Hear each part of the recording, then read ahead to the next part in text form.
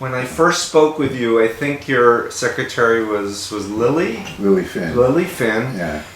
And I said, I want to talk to Dr. Lifton. It was deprogrammed and this book helped me. And you got on the phone and I said, Dr. Lifton, I really want to meet you and talk to you. You said, what about?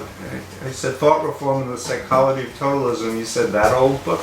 That was your first comment. I was like, sorry, but your book was so important. And then it's gone on to help literally millions of people. Mm-hmm. Yeah, well, that's of course very satisfying, and it shows that these are universal psychological possibilities, not limited to the Chinese communists or anybody else. No, it was a revelation for me because I was in a religious cult, and they're going through the 8 criteria about political system, which I had been indoctrinated to think was Satan. And I'm like, but God and Satan are doing the same techniques of thought reform. Yeah. And it started, creaky wheels turning in my head. That does not make sense. Yeah. I interviewed a Catholic priest in my study of thought reform, and he said to me, they do exactly the same thing that we do, but we do it for God and they do it for the devil. Oh, you literally said the same thing. Yeah, yeah.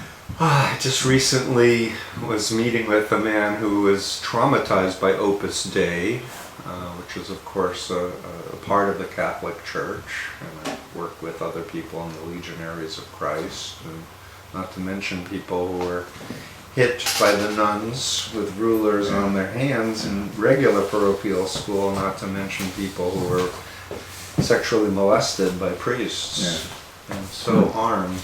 So, in any case, tell me about what you're working on now, Dr. Lifton, please. I'm trying to complete a short book which compares nuclear and climate threats, both in terms of parallels and differences, and in the process I hope has useful things to say about both, but particularly about climate threat, with a knowledge of what I found out in my years of trying to work on nuclear threat. Right, so you wrote Death and Life, which was a study of the psychological effects on the people of Hiroshima and Nagasaki. Indefensible Weapons is another book that I read of yours. And I wrote a book called The Genocidal Mentality, exactly, which talks, and it's about both Nazi genocide and nuclear threat. So yes, those are my preoccupations. They haven't changed. Death and Transformation and Symbolic Immortality was a very important concept for me in terms of... The other thing I did, which I think will interest you, I wrote a short new preface for a new edition of my book on Nazi doctors, which is coming out in a few months. And in it, I emphasize the principle of what I call malignant normality, how the Nazis or other groups could create an environment initially through a kind of ideological fanaticism, but then setting up institutions that were extreme in what they put forward as normal. So in that sense, what was normal in Auschwitz for doctors was to kill people, to reverse healing and killing. And I applied that to American involvement in torture by psychiatrists and especially psychologists, including the involvement of the American Psychological Association as an organization, contributing to a malignant normality which encourages those in it to involve themselves in these forms of destructive So I want behavior. to just explain for our viewers that 2 people from the APA were hired by military intelligence, given like $70 million to do waterboarding and other torture techniques on people. Not only to do them, but to formulate them. Yeah. In other words, to create the whole torture process, so-called enhanced interrogation, which spilled over into torture. Right, which all real interrogators said doesn't work to produce good intelligence. Well, it's totally unreliable information Right. when you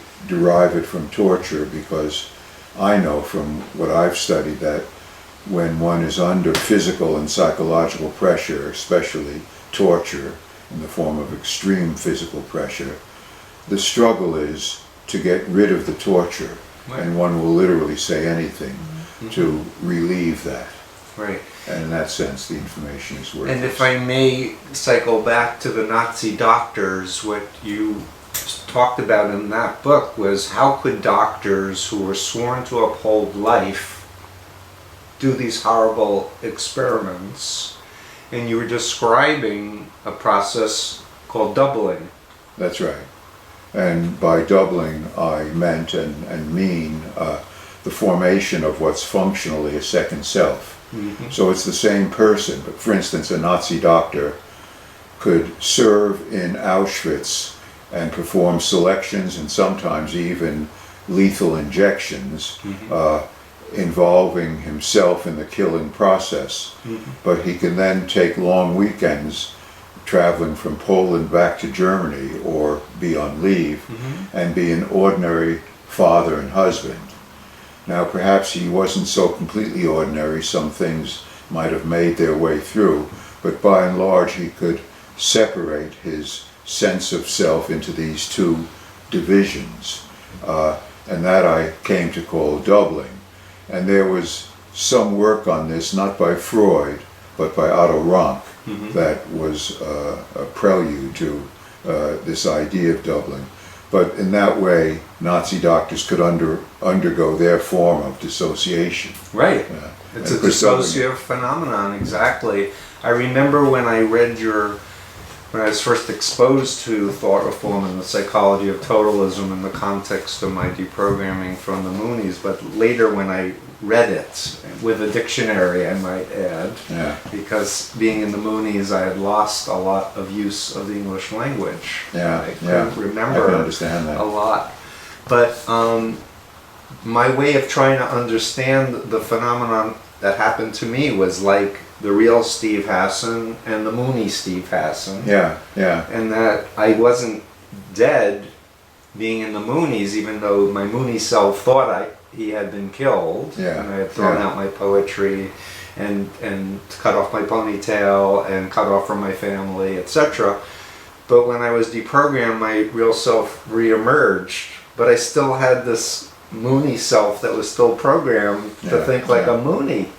And in my journey of healing, which is what's now 40 years later, I just have seen context after context, cult after cult, of the same variation of that. Well, you formula. see that process occurring. So there's doubling. You can find doubling in the victims as well as the perpetrators, and sometimes what can be called the traumatized self is useful. It's a way of somehow surviving or adapting.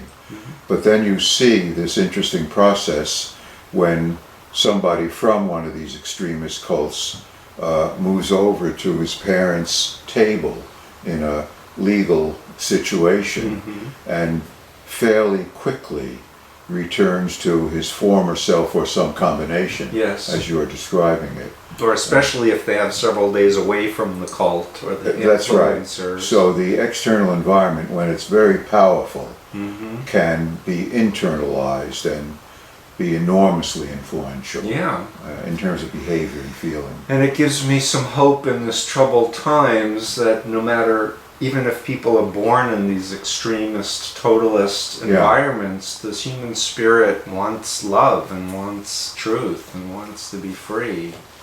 Well, and there's also, there are lots of people who leave cults, and they often leave them without anybody even. Yes, most people walk out or get kicked out. Yes, something like that. So that says something about a kind of aversion to total control. What I call the anxiety of suffocation, and that says something about the human impulse toward some sort of leeway and freedom. Yeah, that's what empowers my work, to have hope for And people. This this preface that I mentioned on malignant normality can apply to cultic groups, because they, as you know, create their own normality. It starts out from an extremist ideology, and then the cult itself becomes an institution, Right. which charts its own normality. And that normality includes unwavering belief, fanatical belief in the guru and in the ideology that he or she may lay out, and in the procedures of the cult.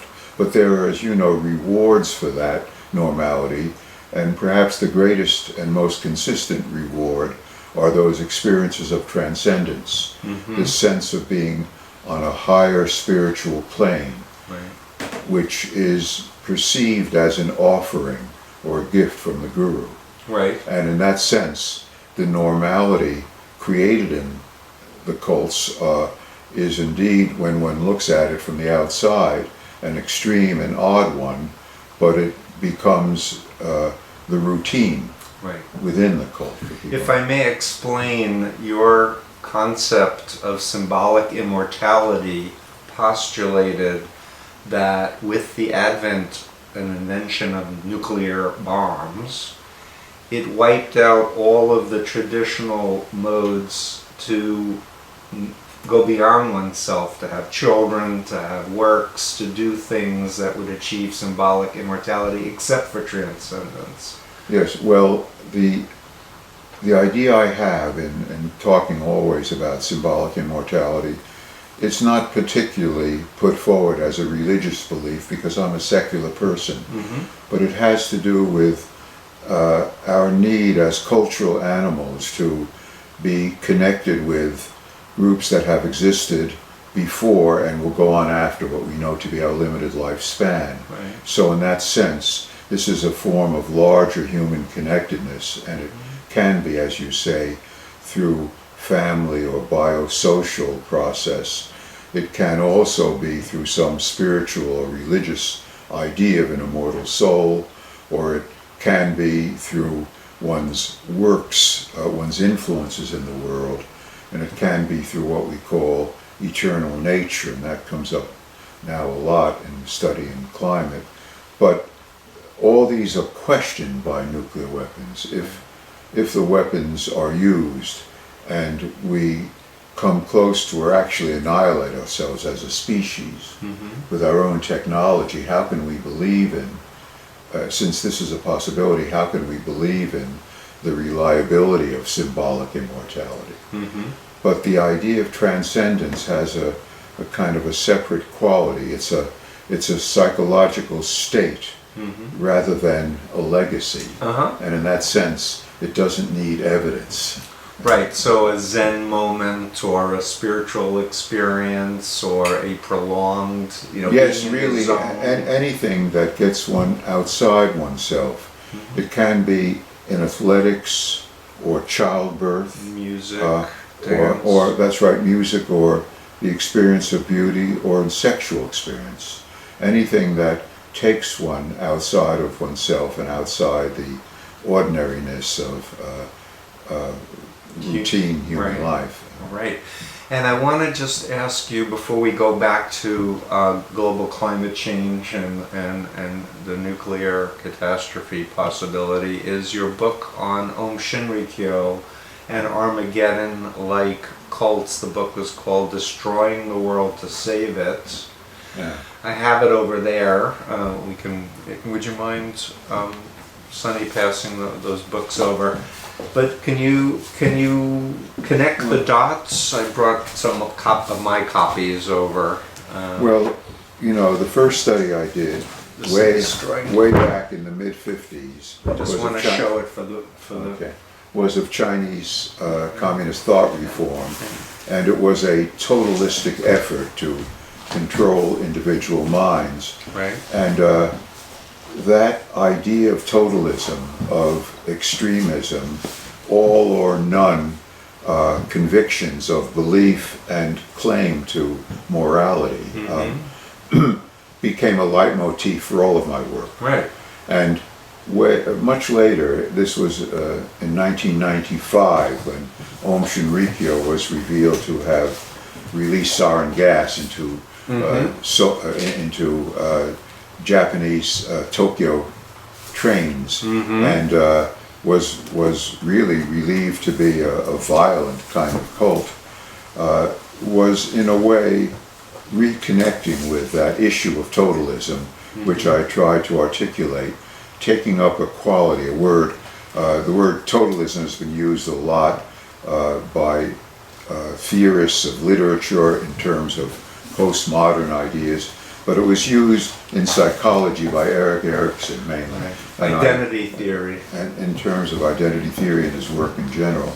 And I picked it up from him and then systematically worked out ideas about ideological totalism in that book on Chinese thought reform. And in a way, destroying the world to save it was a return to that subject. But it was also an apocalyptic kind of vision that Aum Shinrikyo had, in addition to a totalistic one, and often they're combined.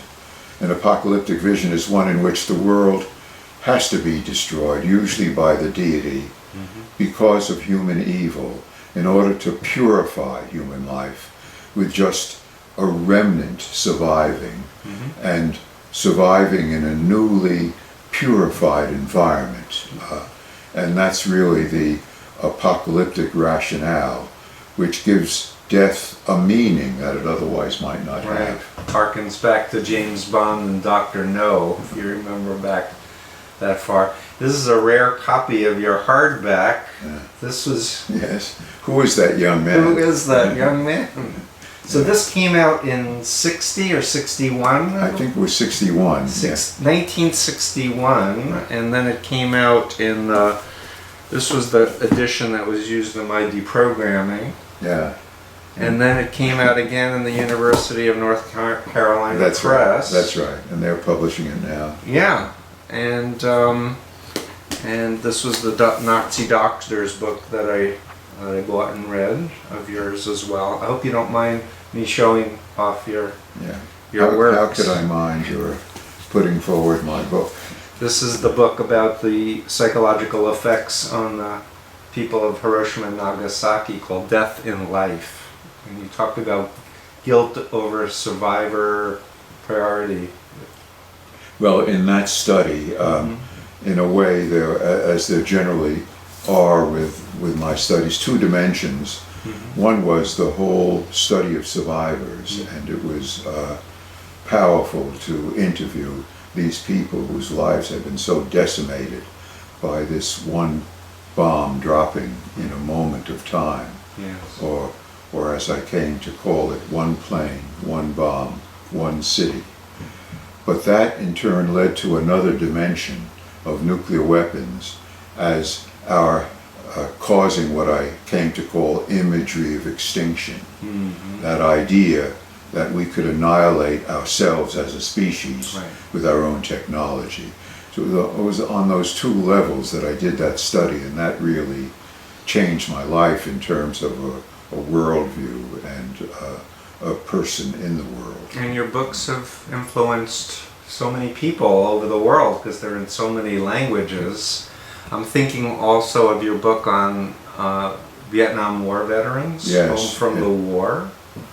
That book, Home from the War, of course, is in many ways a sad tale of an egregious war that never should have been fought and that killed so many Americans.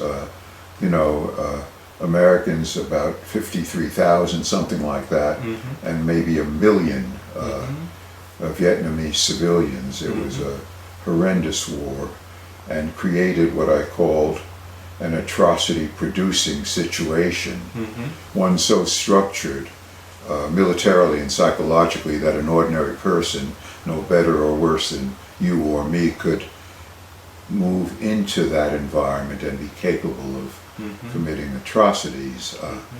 And yet there's something hopeful about what happened in relation to that war. And that I could, to a degree, demonstrate in my work, because anti-war veterans could undergo significant change and do it rather rapidly, much faster than we're trained to think people can change in our psychological and psychiatric training.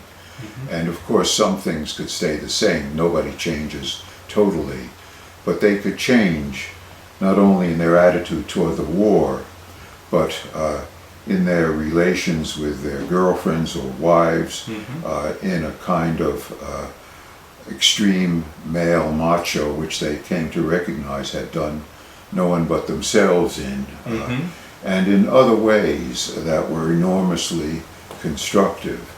And that was a model of change that I thought about. From my very first book on Chinese thought reform, I posited at the end an alternative to the coercion of thought reform, and I called it open personal change. It was a way of changing, and particularly with a death encounter, and it had 3 stages. They were just kind of a guide. One of them was the death encounter, and the other was the struggle with change, and then the third was a new beginning. This was also true of veterans in turning against their own war. And in a way, those anti-war veterans became historically highly significant in turning against their war while it was still going on. But then when you think about this, you know, there's always been an undercurrent of powerful anti-war feeling, even though the war making seems to win out. So when you read Homer's Iliad, the heroic, underneath the bluster of the heroic figures, there is something like a Greek chorus, mostly of women, crying out against the pain and suffering and questioning whether it's worth it. That's the question always in war making that leaders have to answer, whether soldiers and their own people died in vain. No leader can ever afford to say, we brought about their death in vain. So it's turned around to be a heroic death in order to preserve American freedom, when the Vietnam War had nothing to do with anybody's freedom. And people question the Iraq War in the same way. I would question it completely in the same way, and have. And in the Iraq War you also find very strong elements of the atrocity-producing situation. So as we're talking, and I'm remembering the different books that I've read to you over the decades, the Protean Self is about this open personal change model that you were saying is the Protean future. Self is also a hopeful book, and people often wonder whether I can be really hopeful given the lethal issues that I study and destructive behavior that I've studied. And I do remain hopeful. It isn't that these murderous tendencies don't exist. I mean, I've documented them, as have many other people. But there are tendencies, as I try to depict in the Protean Self, of human beings that seek freedom. And I think that we're so constructed psychologically as symbolizing creatures. Symbolizing creatures in the broader sense means that we can take nothing in nakedly. If I look at either of you, or the books in this room, or the tree beyond the door, each means something to me, and I bring something to it from my own person, from my own past, my own experience, as I take it in. And that means we can take nothing in purely nakedly. Right. But in order to take it in, we have to recreate it with our advanced frontal lobe material. And in recreating it, we're bringing some element that's new to our very perception. And that means that every perception involves change and some sort of change, and that we're constantly changing with these perceptions. It doesn't mean that all change is good or that protean tendency guarantees good outcomes. But it does mean that we needn't be stuck at dead ends. Right. And there's always this possibility for change. Right. And you met my wife, Misha, who's an anthropologist, and her thing was storytelling. She wrote one of the first theories about how Darwin was retelling the hero myth when he was explaining the theory of evolution. So her model is everything is stories, and as we're experiencing reality, we're trying to make sense of it in terms. Well, that's a very good perspective, because we are such inveterate storytellers in our struggles with perceptions and symbolizations that there is always a construction of a story. Even within Chinese thought reform, there's a narrative that you have to become part of. The old regime was evil and exploitative, and there's a lot of truth to that. But then came along the communist heroes who brought purity and virtue into the world. And all of that can be found in the thought of Mao Zedong.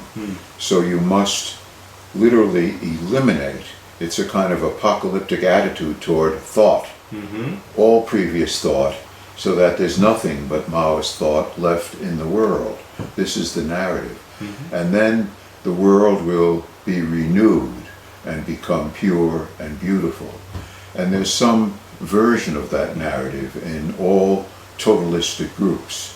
And even in non-totalistic groups, we're always struggling with narratives.